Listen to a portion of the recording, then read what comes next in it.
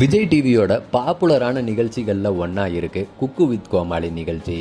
இந்த நிகழ்ச்சி மூலமாக மக்கள் மத்தியில் பிரபலமானவங்க தான் மோனிஷா பிளஸி. அதுக்கப்புறம் சன் டிவியோட டாப் குக் டூப் குக் நிகழ்ச்சியில் கலந்துக்கிட்டாங்க. இப்போ படங்கள்லையும் நடிக்க தொடங்கிட்டாங்க. அந்த வகையில் சிவகார்த்திகேயனுடைய மாவீரன் படம் மூலமாக சினிமாவில் அறிமுகமானாங்க. சமீபத்தில் ரிலீஸ் ஆன ரஜினியோட கூலி படத்தில் ஸ்ருதிஹாசனோட தங்கச்சியாக நடித்து கவனம் பெற்றாங்க. அதை தொடர்ந்து விஜயோட ஜனநாயகன், விஜய் ஆண்டனியோட லாயர் படங்கள்லையும் நடிச்சிட்டு இருக்காங்க. இந்நிலையில் பேட்டி ஒன்றில் அவங்க பேசின விஷயம் இணையத்தில் வைரலாகி வருது.